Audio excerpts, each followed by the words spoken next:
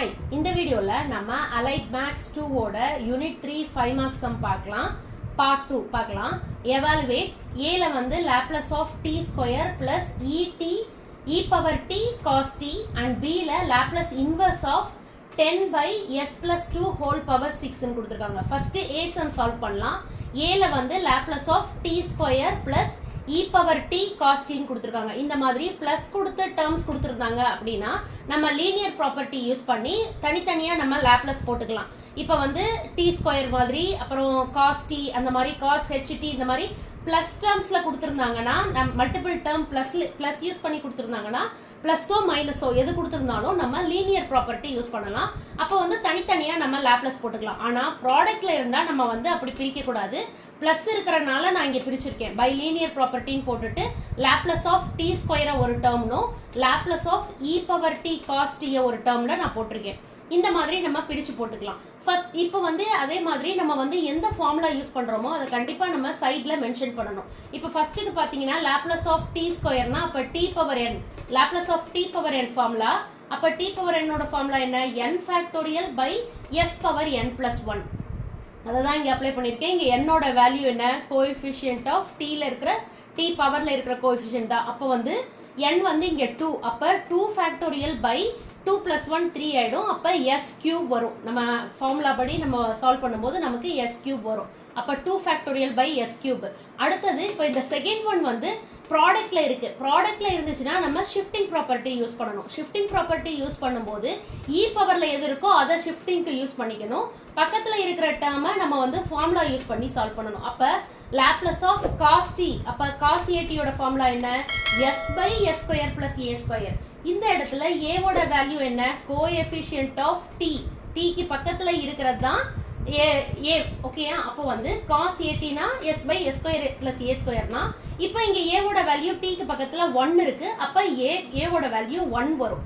அப்ப வந்து s by s square plus 1 ன்னு நமக்கு கிடைக்கும். இத பண்ணும்போது அத பாக்ஸ்ல போட்டுட்டு e பவர் t யோட ஃபார்முலா என்ன? e பவர் at யோட ஃபார்முலா. அப்ப 1 by இங்க என்ன இருக்கோ அதுக்கு ஆப்போசிட்ல போடணும் சைன். அப்ப 1 by s மைனஸ் a வரும். இங்க வந்து t யோட கோஎஃபிஷியன்ட் தான் a. அப்ப வந்து இங்க என்ன கிடைக்குது? 1 இருக்கு. அப்ப நம்ம -1 யூஸ் பண்ணணும். அதுதான் வந்து நான் வந்து இந்த இடத்துல பாத்தீங்கன்னா s மைனஸ் 1 யூஸ் பண்ணிருக்கேன். அதாவது s நம்ம s minus 1 shifting property use பண்ணி சேஞ்ச் பண்றோம். இந்த s மைனஸ் 1 எதுனா e பவர்ல இருக்கிறது பிளஸ் 1, அதோட ஆப்போசிட்ட டவுன் மட்டும் நம்ம யூஸ் பண்ணிக்கணும் ஷிஃப்டிங் ப்ராப்பர்ட்டில. So s minus a, s minus 1. ஓகேங்களா? அததான் இங்க வந்து s இருக்கிற இடத்துல எல்லாம் நம்ம s மைனஸ் 1 அப்ளை பண்ணணும் நெக்ஸ்ட் ஸ்டெப்ல. இது வந்து ஃபர்ஸ்ட் ஒன் அப்படியே போட்டுடலாம். அப்போ வந்து 2 ஃபேக்டோரியல்னா என்ன? 1 into 2. அப்போ வந்து 2 அது அப்படியே வந்துரும். 2 by s cube னு வந்துரும்.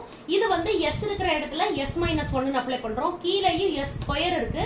அப்ப s minus 1 whole square plus 1 னு வந்துரும். இப்போ வந்து இங்க பாத்தீங்கன்னா இது வந்து a minus b whole square formula. a minus b whole square என்ன? a square minus 2ab plus b square னு வரும். இப்போ a ஓட வேல்யூ இங்க s, b ஓட வேல்யூ 1. அப்ப s square minus 2 into 1 into s 2s minus 2s வரும்.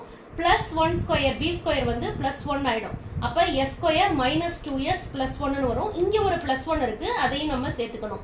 அப்ப வந்து நம்மளோட ஃபைனல் ஆன்சர் என்ன? இங்க வந்து டேர்ம் காமன் வந்து நம்ம ஆட் பண்ணிக்கலாம். அப்ப +1 +1 +2 ஆயிடும். இதுதான் நம்மளோட ஃபைனல் ஆன்சர்.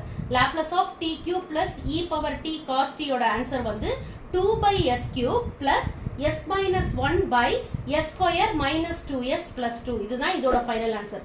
அடுத்து b சம் வந்து லாப்லஸ் இன்வர்ஸ் கொடுத்திருக்காங்க. Laplace inverse of 10 by s plus 2 whole power 6. இங்கே நம்ம ஷிஃப்டிங் ப்ராப்பர்ட்டி தான் யூஸ் பண்ணுவோம்.